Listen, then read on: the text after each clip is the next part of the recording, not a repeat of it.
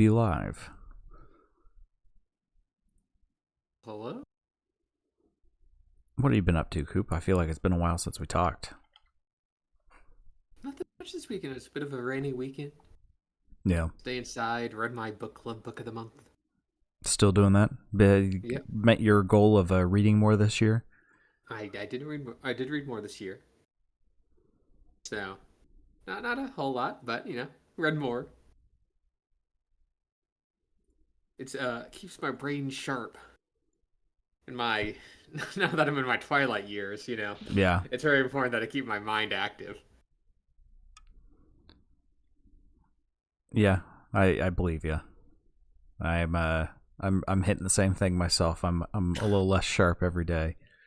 And it's that noticeable per day. Damn kids these days. Speaking of damn kids these days, I open up Twitch to check to make sure our stream is running properly. Right. And the new just chatting trend for e-girls is to just be naked. Have you seen this? You're allowed to do that on Twitch? They don't show anything, but you can tell they're naked.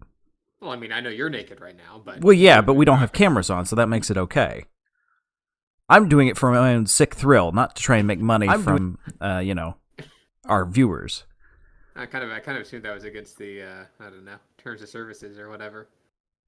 They have it like just above the nipple. It's insane. No, so they're not actually showing anything. But you can tell. I mean, honestly, genius marketing strategy. But I mean, that's effectively. I mean, that's not nudity, then, right? It's not. Like I said, a genius marketing strategy. But I remember, because I was talking to my partner about this earlier today. I was watching the yearly Jingle Jam Christmas live stream. I could have set up a campaign for us, by the way, but I figured since nobody watches us, we wouldn't get any donations. So we're the first campaign that the charity had to pay us. Yeah, no. But yeah, I thought about setting that up because they have it enabled this year that anyone can set it to contribute.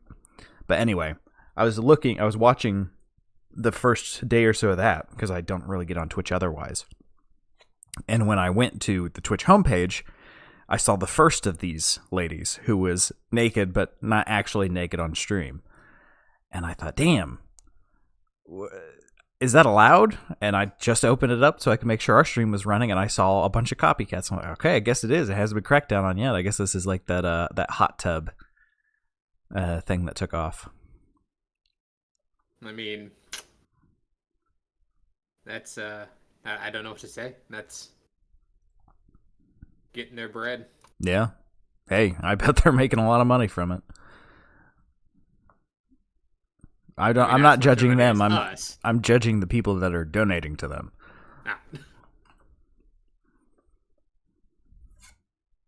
Why can't people simp for us? Yeah. Pay us money, damn it. We have the dancing music notes. We have the pictures of bunnies. What else do you want? God damn it. We're going to have to change that, by the way. We got to figure out what next year's going to be. We'll have to talk about that off stream. And Year of the Frog and Year of the Rabbit, so. Yeah, so Year of the something.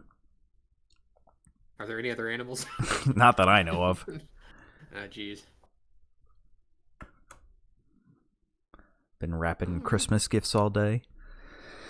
Had a nice, relaxing time.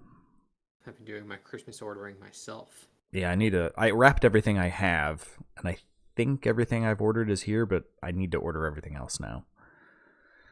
Because I was trying to shop local, but some of the stuff is like, there was something, I can't say it in case my dad watches this, because he occasionally watches the first 5 minutes and then stops. There was something from a local hardware store that I was looking for. And it feels fairly common, right? I'm not going to say nails, but adjacent. And they didn't have it. And I'm like, what do you mean? Christmas? Adjacent. I was like, you don't have nails at a hardware store? So I had to order them online. I checked all the local hardware stores that didn't have them. Find that hard to believe that they didn't have nails. Okay, it wasn't actually nails. I'm using nails as a place filler for what it actually is. I'll tell you after. If you really want to know. I do now. Okay, it's not exciting. Screws. Now that would be surprising. No, it's adjacent, but it's something like, really, you sell you sell this thing, and you sell the things to put on this thing, but you don't sell this other thing to put on the thing. I don't know. It's pegboard locks. Okay, I'll just say it. It's pegboard locks. Granddad pegboard locks for Christmas. Yes, well, yes, it was on his wish list. I mean, yeah, to each their own. I did the same kind of thing. I had a wish list of things. I'm like, well, if I don't get it, I'm gonna go out and buy it anyway because I need it. So I might as well ask for it. Depends on I mean, we can just obviously just buy things ourselves, but it's fun. True. I'd like have more fun stuff. I like to order. I like to ask for order. Like kitchen supplies. Yeah. Last year my sister got me socks. And honestly, a nice pair of socks. Yes. I can dig it. That was a good little slip of the tongue there, Cooper, because my family's got a running joke that when I was a little kid, I had asked for whack-a-mole. And guacamole? No, whack-a-mole. No. Shut up. And there's a video of me saying, "But I ordered whack-a-mole." Because I had gone to Santa and said, "I want this." He had specifically requested it. Yeah. Speaking of Santa. You want to try that again? Speaking of Santa. There you go. We're going to be doing our yearly Christmas album. Yeah, we can get on into it then. Well, welcome everyone to the Audio Shop Podcast, third episode of the year here. You're welcome. But we're going to be doing our Christmas album. We missed out on Thanksgiving, I know, but we were very busy. So at least we're getting some Christmas in. Next year, Matt. I'm sorry. We'll get to things. We gotta space it out, right? We're running out of Jeff Lynne albums. Really, it's more for his sake than ours. We're giving him a bit more time to make another. Yeah, we're gonna be doing our yearly Christmas album with Ella Wishes You a Swingin' Christmas, of course, by Ella Fitzgerald herself. And we had picked this so long ago that I forgot we were doing it until Cooper reminded me the other night. Hey, you showed up. That's what matters. I wouldn't have had you not told me. That's why I told you. And I know your mind's slipping, so I just want to keep you on your best behavior. At 87, it's remarkable that I can even operate a computer. Yeah, frankly. But yeah, we'll be reviewing an Ella Fitzgerald album. Of course, she was an American jazz singer, known as the First Lady of Song, the Queen of Jazz, Lady Ella. Who is noted for her impeccable diction, intonation, cat singing.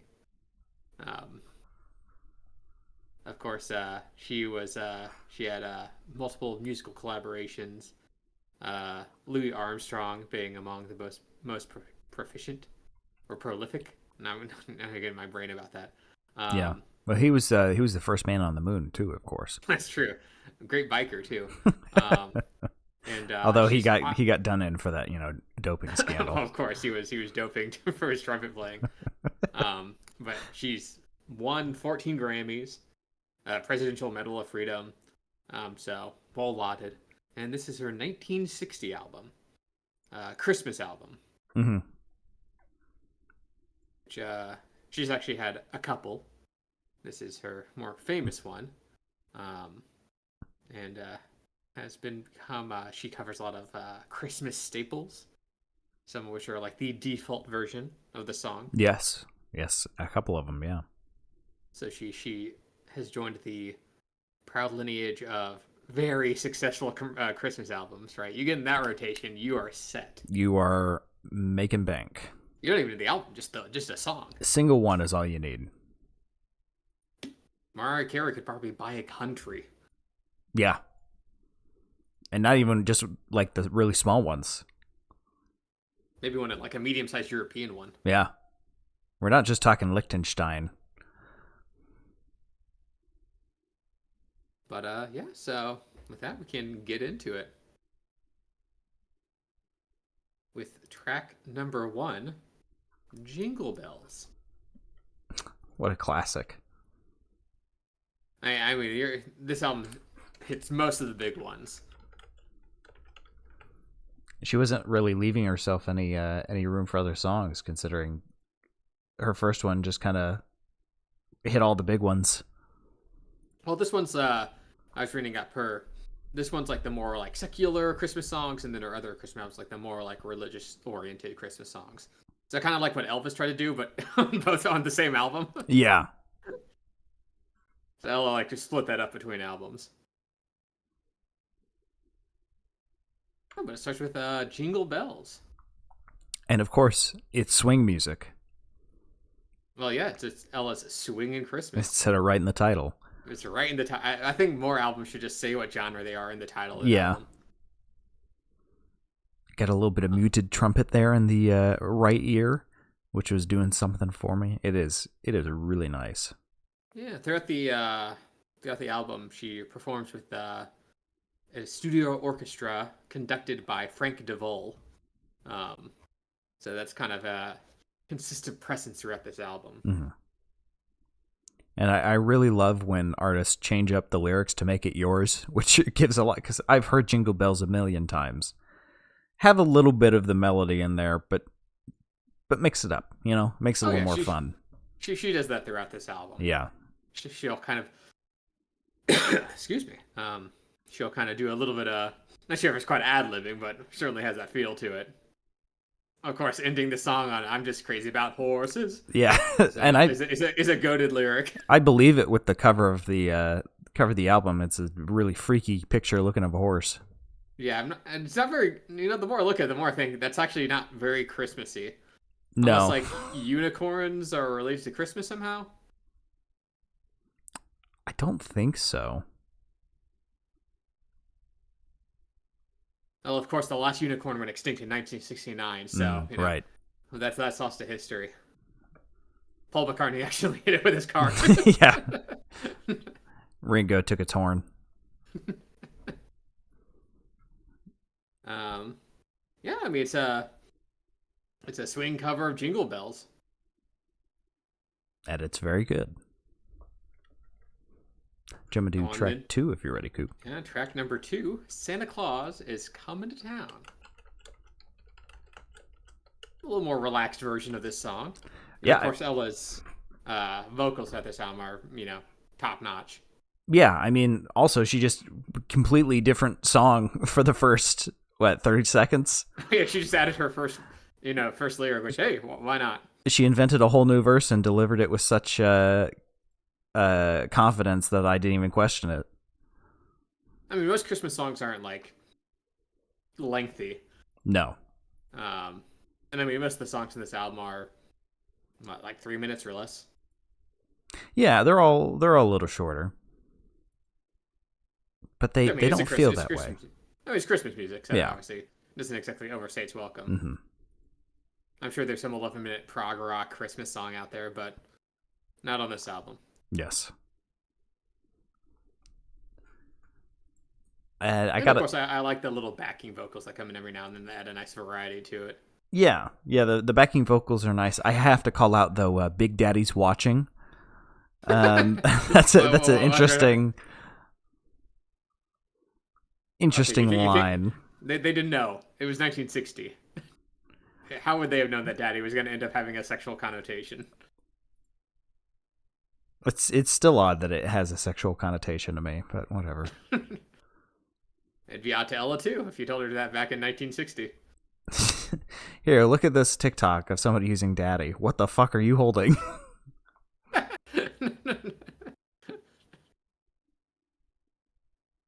So, and then we can move on then to track number 3.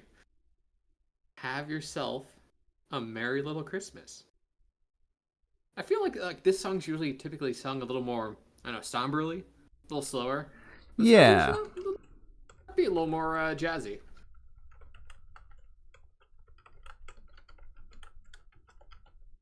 If I could spell.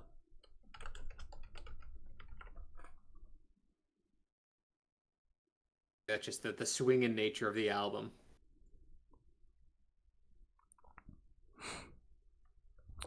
And we started off with vibraphone and muted trumpet. Christmas came early for us this year. And so did Sam. I mean, hey, the brass throughout this the brass throughout this album is pretty great. Obviously, they have like little breaks every here and there for just let the instrumentation breathe.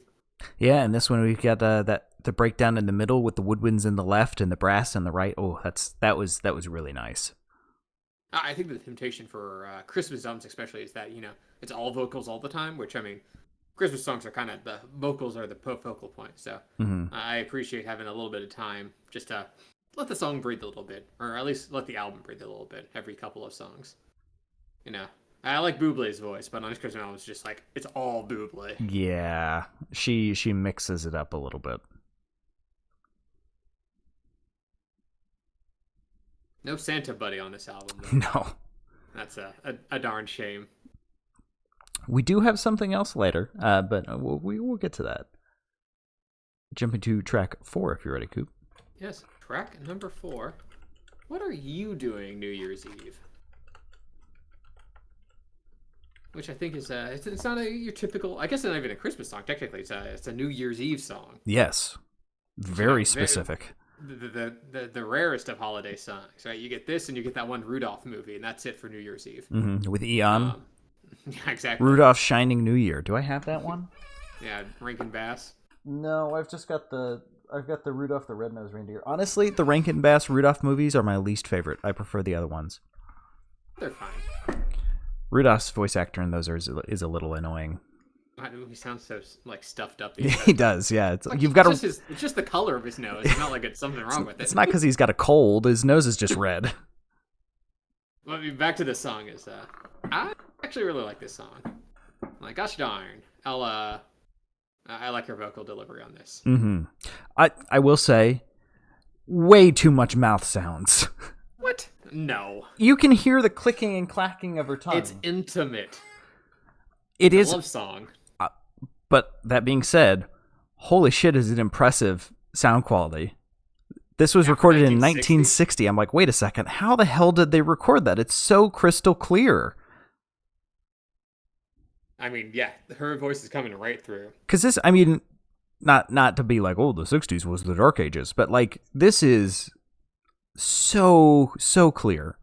I mean, even if you record onto vinyl or anything, you'll get the dust noise, and this is like she was standing right there. Sure, maybe there's been some retouching, but yeah, I mean, this is very, very crisp vocals. Ella doesn't miss a beat with it. I mean, you could release this today and it wouldn't sound that different in sound quality. No, not at all.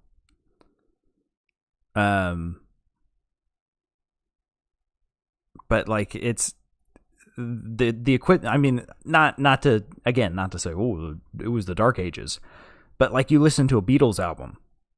We listened to the Beatles album. Yeah. And it's from a similar time, and it is just grungy, right? Which, I mean, I guess they're going for, rock music, a little bit of a different performance True. type. But it's still just, man, this is incredibly clear. I mean, and this is, or at least the version we listened to, the expanded edition on Spotify. It's in stereo. Yeah. And it doesn't, it's only really, if you're paying attention, you're like, oh yeah, it's stereo. Because, I mean, not like super obvious. Magnetic tape's nothing to shake a stick at, but it doesn't sound this good. They must have done something to it. Ella actually had a minor in sound engineering. Hey, I'd believe it. With how good the sound quality is throughout this whole thing, yeah, you lie to me and I'll believe it. Or tell me the truth. I'm not sure. But yeah, no, fantastic song. I mean, obviously, it's not one that you typically hear. It's not a Christmas standard per se. It's not even technically a Christmas song. But. Yeah, and we get a great trumpet solo at the 2:30 mark, and she kind of brings us on home with. I love that the last note she hits. Ooh, yes. The swinging around to get to that last note's a little bit awkward, but the last note's very nice. And this understated, it's refined. Yeah, I really like this song. Yeah, it's very And good then quality. it leads right into track number 5, Sleigh Ride. Which I think this version, it might be the definitive version of Sleigh Ride. Or at least the one I hear the most often. I couldn't tell you. I don't think this is the one I know the best. What's yours? I can't tell you. I don't know. I don't know which one I know the best. Okay, well, here, we'll just rank it. Think just off the top of your head, who do you know that sings Sleigh Ride?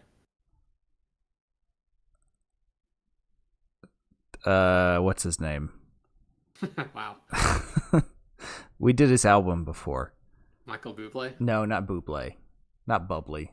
The guy Bubbly imitates. Not Sinatra. Dean Martin? No. Do you even do a cover of this? Who am I thinking of? Okay, well, while you're thinking of that, for me, this is the classic I love Christmas song. I was happy because I had never heard the trombone solo before. Oh yeah, I mean, it's obviously it's a swinging, but this is a lot more jazzy than swing. But I don't know, that just like you get that trombone solo coming in, that brass break. It's not a super complex song, but it's nice, relaxed, fun take on the Christmas classic.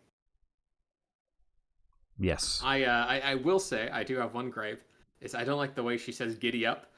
yeah, that she adds she says "yup." Yeah, I'm not a fan of that either. It's it's certainly a little distracting, to say the least. Giddy up. Giddy up. And the band accompaniment in this one. I mean, it's great through all of them, but in this one especially, it really is just so good. I mean, obviously her vocals are fantastic, but the band was on point with this. Yeah, one. the band just adds an extra level of class to the whole thing. And then we can go on to track number 6, The Christmas Song. Which I always thought this song was supposed to be called Chestnuts Over Open Roast. You'll get there. Sorry, let me restart that. Hey, can you rewind the tape? Too? Yeah. There you go. I always thought this song was supposed to be called Chestnuts Roasting on an Open Fire. So that is its alternative name. I believe it was originally called this. Bing Crosby, that's who I was thinking of. Jesus Christ. Oh, wow. It took me that long to get there. I guess that makes sense that they changed the title, because The Christmas Song is a vague title for a song. Yes. Especially on a Christmas album. Yeah. But I believe that was the original name. Huh.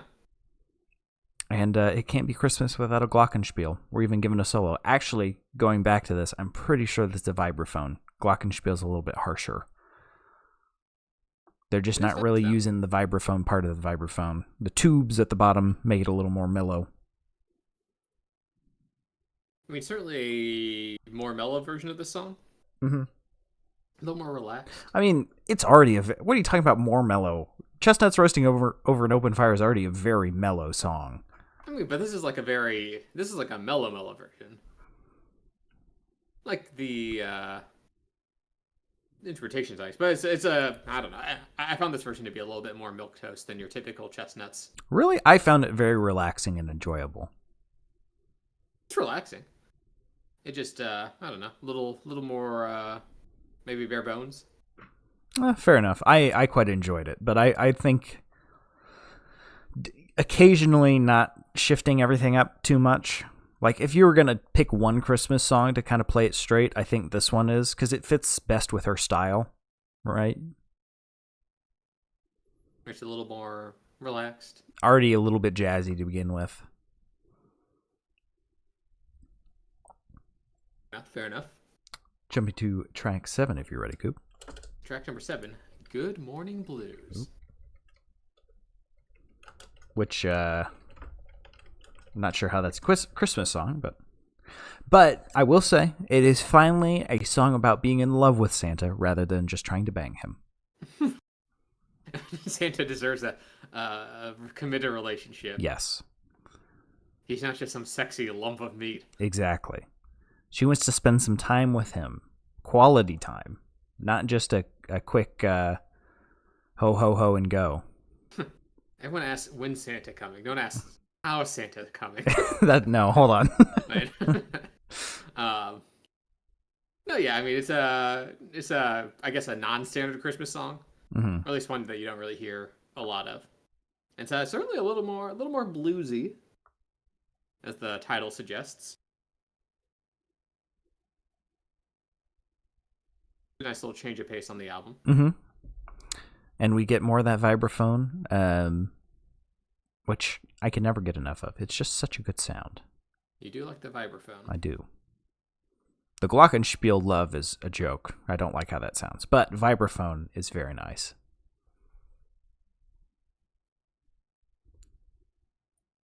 Jumping to track 8 if you're ready, Coop. Yeah, track number 8. Let it snow. Let it snow. Let it snow. You mean Let It Snow? Did you come up with that, Sam? Yeah, I did. I came up with that all on my own. Oh, nice. But yeah, let it snow, let it snow, let it snow. Another Christmas classic. This one, I mean, it really gets into the swing with this one, I'd say. You get that sax solo in there, the plucked upright bass. Oh yeah, I mean it's they commit to the bit on this album. Yes, I mean this one's delivered maybe a little more straightly than some of the other songs, but certainly still got that kind of swing flair. It makes me wish I could listen to live jazz again. I mean, you can listen to live jazz. But I mean, just I haven't. Where my? There's not exactly jazz clubs around here, you know. I'm sure there's somewhere. I mean, you're what, only like 6 hours from a major city? Yeah. Okay. Yeah. Let me just do that whenever I want to experience that. I mean, it's a nice cover of "Let It Snow." Yeah, I enjoy it. Better than normal Let It Snow. We can go on then to track number 9, "Winter Wonderland."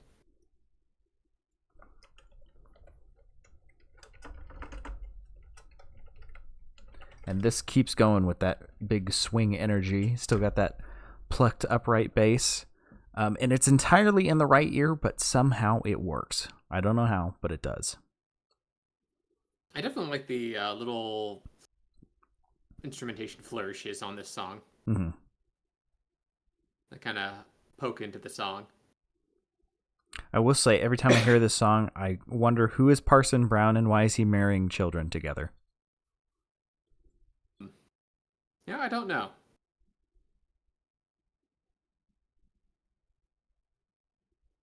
Maybe he, yeah, I don't. No, well, no, they're pretending to be Parson Brown. Yeah. I don't know why that then leads to them pretending to get married. Is Parson his name, or is that just another way of saying pastor? That's Parson. Well, now I gotta know. Was it just somebody's mom wanted their kids to have all P's, but like the name Carson, so she named him Parson? I don't think. I hope not. That's a terrible name. Let's see. I could have looked this up, but I thought it would be better if I didn't. Oh, parson is actually another word for a clergyman, especially a Protestant pastor. So yeah, you're actually right. So it's not really used anymore. So I guess Parson Brown isn't like a person. It's Wait, is it Parston or Parson? No, it's parson. Okay. So I guess it's just their local pastor, basically. It's not like a famous guy. Yeah, it's just some dude. It's just some dude.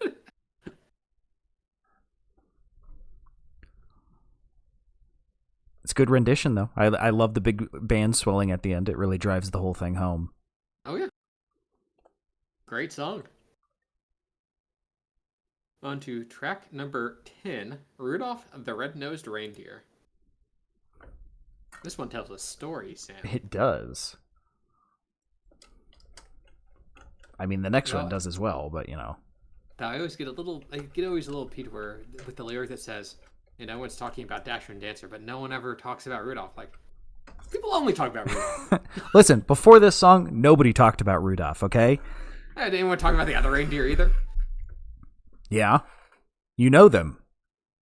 I only know them from the song about Rudolph. I feel like I'm getting gaslit. You are. Talking about Blitzen and Vixen. It's like, these are not real people. You never heard of Blitzen, Santa's favorite reindeer, that big song? Putting on the Blitz. Yep, that was, yeah, exactly. A fun rendition of the song.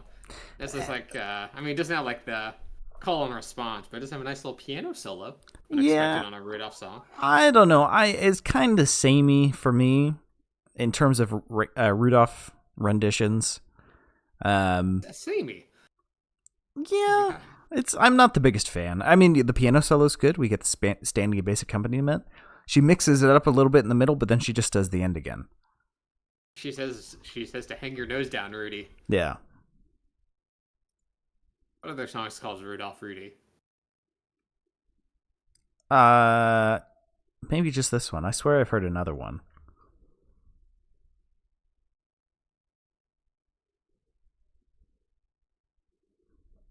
But I think it's a fun rendition. Mm-hmm. Yeah, it's just not my cup of tea. Compared to what she did to some of the other ones, it's not as fun. It's because he has a red nose, isn't it? Yep, I'm racist. You damn reindeer racist. Yep. Oh, or Santa Claus was too, so. Yeah, he only better, won Rudolph's help once he was useful. Before that, he was fine to let the other reindeer bully him. So we'll go on to track number 11 then. Yes. Frosty the Snowman. Another classic Christmas song. Mm-hmm. I'm a little less upset with this one being delivered straight because she puts a little bit more flair onto the vocal stylings, which is quite nice. I do like Ella's version. It's got a little more, a little pep in the step. Mm-hmm. A little more thumpity thump thump. Yeah, which is kind of what it should have, If a snowman comes alive, he's not really going to be lazy, right? I suppose. Though his gait's kind of weird when you think about it, right? Thumpity thump thump. Why does he get feet when he comes alive? Well, what do you? Oh yeah, I guess you don't really make a snowman with feet. Right? No. Well, it'd be kind of sad if he didn't have feet, right? No, have you seen Elf? Yes. You remember the snowman in that? He kind of rolls. That doesn't make any physical sense. Why doesn't that make sense? Because snowmen are three spherical mounds of snow on top of each other. So if you try to roll the bottom one, the top two would just fall off. But it's magic. Which part of it? No, just the hat. So only his head would be alive. Any parts that's separated from his body is just regular snow. What if then it falls on the ground, and then the entire Earth becomes frosty because it's covered in snow. Oh. You put his hat on Antarctica, and he just becomes a continent-sized super being. I don't like that. Imagine the apocalyptic destruction if Antarctica suddenly sprouted legs. Just the water displacement alone would kill millions. Well, no, the sea would go. The sea level would drop, right? If it's standing up out of the water. Oh yeah, but he'd drop eventually, right? Not necessarily. He'd melt. I mean, it's a very tiny hat. It'd probably, go off into space at that point. And then it could dumped back into the ocean, and just a giant tidal wave would consume everything. Because you wanted a little Christmas magic. Yeah, it's all my fault. You just had to ask why you had legs. And now the planet's ending. Anyway, let's move on from the existential dread that is Frosty the Snowman. Yes. Move on to White Christmas, the 12th and final track on this album. Mm-hmm. I mean, it's good of a song as any to end on. Yes. I mean, it's a classic Christmas song. It is. I mean, these all are, but... Yes. Made even more classic by the use of the vibraphone. It is a nice little vibraphone. There's a nice warmth to it, of course. Mm-hmm. Oh yeah, this one felt very warm. I've always been partial to White Christmas. Yeah, and it's hard to find a version I don't like because everybody puts a nice little twist to it. Yeah. And we get that sax playing off the vibraphone, which is a combo I did not know that I needed. Yeah, it's interesting. I mean, yeah, she commits to the swing throughout the entire album. Mm-hmm. So, I mean, I guess it gets a little bluesy there in the middle, but I mean, Ella and in backing jazz band is a winning combination. It turns out. Yes, very much so. And it just. No. Sorry, go ahead. Sorry, go. No, you can go ahead. I didn't have anything important to say. I was gonna say I was listening to some of her. Listening to some other stuff, like she has some collab albums with Louis Armstrong, and it was just like it's her singing and then Louis playing. I'm like, oh, well, having a nice little drum break. Then of course, Louis saying, which coming out after Ella is like it's like getting a cold water splash in your face. Yeah, it's not bad, but it's like, oh my god, he's got he sounded like that. very different stylings than. And talks like a cartoon character. Yes. Sounds like he smoked a pack a day for every twice a day. Is that his actual voice, or is that just how he's saying? I don't know. Is he pulling a shit? What's his name? He was in Aladdin. Bing Cosby. He was the parrot. Oh, Gilbert Gottfried? Thank you, Gilbert Gottfried. Is he pulling a Gilbert Gottfried on us? See, that's what I would. I'm not sure if that'd be better or worse. So he's just like, all right, boys, let's start playing. See. I think that'd be better because it sounds like it hurts.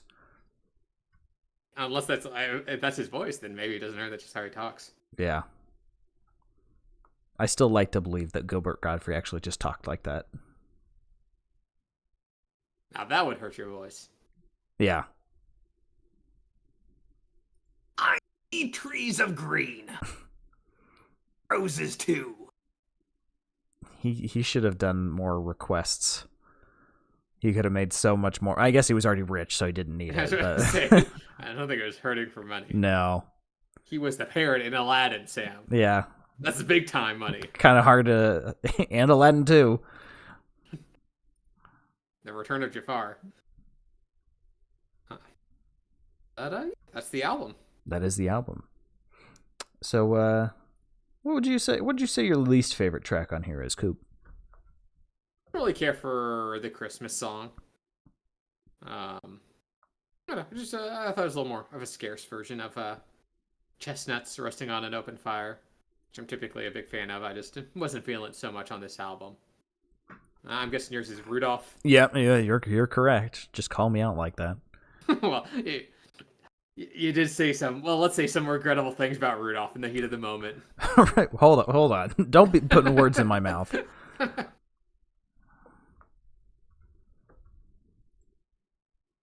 No, but it was Rudolph. Yes, it was Rudolph. That's my least favorite. It's still quite good. I mean, there's no song on here is like, oh man, that was awful. It's just, it wasn't as good as the other ones. Fair enough. Well, then what was your favorite then? Ooh.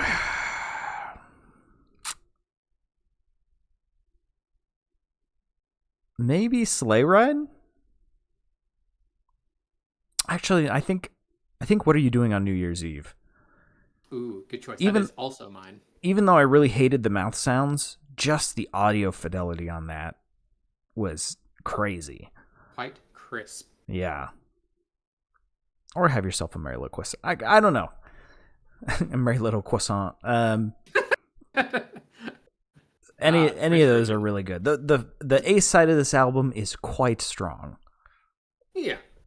Well, the B side gets a little more low key. Yeah. But that's what you need, classes. You know. It gives that feeling of snow's coming down outside. You got the record player on. You're sitting having some cocoa by the fire. That's nice. I mean, and I'm not sure if it's a chicken before the egg situation. I mean, every besides the New Year song, which we think is the best song of the album, and the blues song, these are all top shelf Christmas songs right out the gate. So yes. I'm not sure how many. This stuff's been set in stone for 60 years now. Yeah, it's all very good. So what do we gotta rate this, Cooper? We do have to rate it. I don't remember who read the rating system last time. And I can do it again. I'm always down to rate it. Because here at the Auto Shop Podcast, me and Sam are, well, we didn't want to say why we were so busy. We're actually helping Santa this year. Come on, Cooper, don't get us in trouble. I know. We're not supposed to say we signed the NDA. But Santa actually has us on, he each gives us 20 countries to cover, and then he takes the rest. Mm-hmm. Kind of wish he had grouped them together. I have to do Turkey, and then I have to do Canada, so that's kind of a back and forth there. And then I have to do Turkey, then Canada, then Greece. It's like I can do it in the other order, but then Santa, strikes me if I talk back to him. So, it's more of a, he doesn't pay us. It's more of out of fear. He sees you when you're sleeping. Yeah. It's like the that I think you should leave sketch. Turns out that wasn't satire. I was watching this comedy skit where it's like, so you're like omniscient or something? It's like, well, I can only see people when they're sleeping. He goes, wait, you can't see them when they're awake? Oh, I know when they're awake because I stopped seeing them. Oh, okay. Like, oh, okay. That's still pretty powerful. What was I talking about? All right, the rating system. So at the tip top, we have showroom. That's the cream of the crop. And all the way at the bottom, we have the scrapyard. The ooh, yuck, get it away from me. Bottom of the barrel, just garbage that you don't want to listen to again. We got a like new, fixer upper, used rental, high low, depending on our mood. With that said, Sam, what would you rate Ella Wishes You a Swingin' Christmas? I think I would rate this a very solid like new. It's quite good. It's not. You okay there playing the saxophone? No, sorry. I made a dish with like cinnamon in it earlier. It's been making me cough the entire night. It sounded like you were warming up your sax there. Jeez. It's quite good, but there's nothing that really blows it out of the water. Like, this is a very solid Christmas album, but there's nothing on here that would be like me in June. Like, man, I really can't wait to listen to blank. I completely agree. I give it a like new as well. Frankly, I don't know what it would take for a Christmas album to become a showroom for me. I'm just not sure if I'd be able to breach that like novelty rating. Yeah. What did we rate Bing Crosby's? I think a like new as well. I bet you're gonna look really silly if we rated it showroom. I don't think we rated it showroom though. Well, his was good too. Have to go check. I mean, these are obviously she has a. I mean, you could do Christmas albums wrong. Yes, that's for sure. like Elvis. That was No, horrible. not How is that case. the best-selling album of a Christmas album of all time? That's ridiculous. Yeah, this one's significantly better. Yes, this is in every aspect. She keeps it tonally consistent. She gives you all the bangers. She Great sings well all around. So gotta say I'm a fan. Yeah, absolutely. I also listened to there's an extended version of this album, which adds a couple more songs. I'm actually quite partial to her cover of "We Three Kings." I never liked that song. Oh, I'll tell you what my least favorite Christmas song of all time is, though. "Little Drummer Boy." Hate that song. Yep, hate it. Terrible song. Oh, come on, it's a newborn Yep, king. nope, horrible song. You're not changing, Cooper. I know the song. You're not changing my mind. Maybe I think I have never heard it. Song for you. Oh yeah, it turns out I just need to hear you sing it. Now it's my favorite. No, I hate it. I've heard so many different versions. It's not good. Well, her expanded version also has a couple alternative takes for some of the songs, and I actually think her alternative take of the Christmas song is better than the one that ended up on the album. Though her alternative "Frosty the Snowman" has her doing like this weird like Betty Boop voice. Oh, which I'm not a super big fan of. So no. I guess that kind of evens out. It's of its time. She says "Frosty" like that. God. Just doing the neon talk. Yeah, Ella, you don't know what you've cursed us with. I'm not sure she's the one. What the hell? What is that? Go back in time and show Ella my smartphone. Ella, what the hell is this? But anyway, that's the album. We're going to roll on over to The Spare Tire now, which is just whatever else we've listened to. And it's been a while, and I'm not sure I've listened to much. I'll be honest. Don't listen to much? No Christmas in your heart? I've been listening to the best Christmas song of all time, of course, a little bit. White Christmas by the Drifters. Oh, they're going to say Last Christmas by Wham. No. I do enjoy that song, though. I don't get why it gets the hate. Honestly, I'm a big fan. Yeah, it's a good song. Especially compared to some other Christmas songs. Yeah, it's a good song. Been listening to... I listened through Headhunters again by Herbie Hancock. Great. Watermelon Man, great song. By my father. Brazilian Skies. Let's see what else I've been listening to. Listening to a lot of I Don't Know How to Do It. Sorry. What is it? I Don't Know How, but They Found Me. Do It All the Time. Fantastic song. Just been listening to that on loop. Satisfaction. I think I was listening to that still last time. Oh, I found a new album. Okay, I did listen to a new album. And it just came out. It's Sonic Wonderland. Sonic Wonderland? Yes, by Hiromi and... who else? Hiromi and Sonic Wonder. And it is... Ooh. It is very good. It's kind of a little bit jazzy, a little bit city poppy, Japanese city pop. It's fantastic. I think I got through the whole thing. It's long. It's only like 8 songs, but it's an hour long. Ooh, I like a nice chunky songs. Just came out in October, but I need to listen to some more of her music because I really enjoy that. And if she's got anything close to the songs on that album, I'm down. She's already released another album since that one. What's the name of this album? Or sorry, no, that one came out in February. It's Sonic Wonderland. Sonic Wonderland. Not Sonic Adventure? No. By Hiromi and Sonic Wonder. Okay. I hope I'm saying that right. I might not be. But the title song, Sonic Wonderland, is what came on. I was listening to the local radio station that every, it's like, what is it, 2 to 6 they do jazz? Or no, 2 to 5.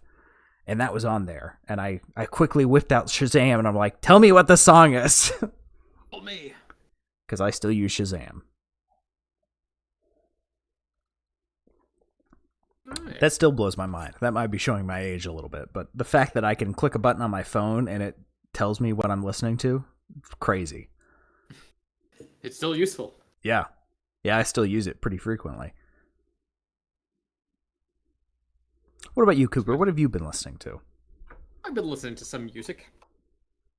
Some Pharoah Sanders per usual. Mitski released a new album, which was kind of cool. I listened to Matt actually recommended me a album called Soft Hell by Closure in Moscow, which is kind of like it's a very Matt album, but I enjoyed it. When you say Matt, is it the good Matt or the bad Matt? Well, like inside of all of us is two wolves. Yeah. Is it the Green Day Matt or is it the Breaking Benjamin Matt? It's not quite a Breaking Benjamin. I don't know. It's like a little Matt. This is like 3 weeks ago now, so I'm trying to remember the exact finer points of it. But it was like a little more, I don't know, not math rocky, but like a little more aggressive. Okay. It wasn't quite punk. But that was an interesting listen. Listen to the Two Mold record. I've been listening to a lot of Dave Brubeck Quartet, which if you're in a jazz mood, give them a listen. Their album Time Out is choice. Sorry, that just reminds me of that I Think You Should Leave sketch where he's trying to list off all the old jazz artists. Yeah, I've been listening to some Roy Donk. You know, he was on the Colgate Hour. let's see. Yeah, a lot of Dave Brubeck. Um, yeah, and like I said, I've been listening to a couple. I guess like heavy, not even heavy metal, like screamo metal albums. Oh, geez. I can't get behind Autopsies, Ashes, Organs, Blood, and Crypts. I can't get behind screamo. I don't know. It's just not for me. I still haven't cared for it. I was just trying to branch out a little bit. Yeah. I still don't super care for it, but it's interesting. Oh, I'd be remiss to mention not my favorite Christmas song I've discovered this year that just came out. What's that? Merry, Merry Motherfucking Christmas by Beast Reality. Okay, you're cut off. You had your chance to talk about music. It's so good, Cooper. I actually just listened to this one today. I also listened to Saved by Reverend Kristen and Michael Hader. That's an upsetting listen. Why do you say that? It's basically, how do I describe it? It's like Pentecostal horror. It's basically like I guess it's a concept album.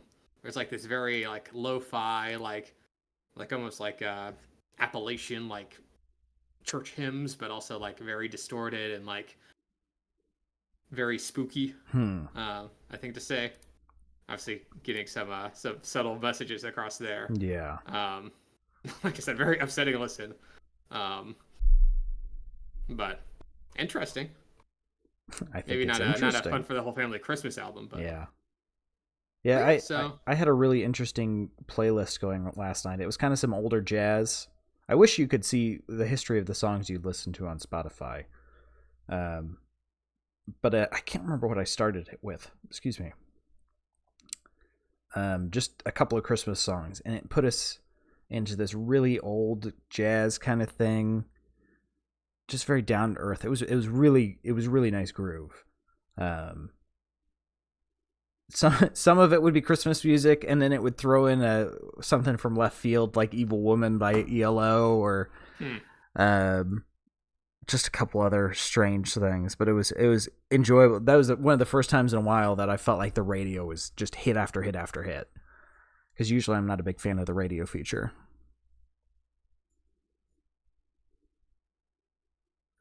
Anyway, I've just been on a jazz kick. Yeah, I mean it's the season. I'd say Christmas is very jazzy.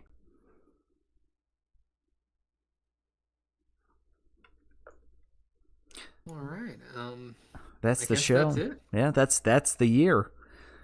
That's it. This is our last episode of the year. Yeah, sorry, our last episode of the year was also our first of the year, but things happen. But anyway, if you've liked what you heard and you want to hear some more, you can scroll down on the Twitch page. It'll take you to a picture of Jeff Lynne. He's the guy with the fake afro and the aviators. It'll take you to most of the previous episodes we've done on YouTube. If you're listed on YouTube, usually every 8 p.m. Eastern on Sundays, but the holiday seasons. This is not going to be any more this year, and there's probably not going to be any for the first couple of weeks of next year. So get used to it. Yeah. At least the first weekend. I don't know about the second. But yeah. What's going on with Twitter, Cooper? Isn't it dead? Didn't Elon Musk tell everybody to go fuck themselves and let all the right-wing nut jobs back on? Yes. I think it's time we sign up for another service. But what's the big new service? It's at Audio Shot Pod. That's POD on Twitter. If you want to give us a follow or a listen. We'll let you know what we're listening to and when we're going to talk about it. Should we finally sign up for Mastodon? I mean, feel free. I don't need another piece of social media in my life. Maybe I don't know. How do we? Do people even check our tweets? Could we just? Is there a function on Twitch to say what we're doing? We could use the community tab on YouTube, I guess. Who uses the community tab on YouTube? Some people do. Here, I'll start putting on my MySpace page. Yeah, bring MySpace back. But anyway, that's all we've got for you today. We will see you next time. See you later, shoppies. I'll see you.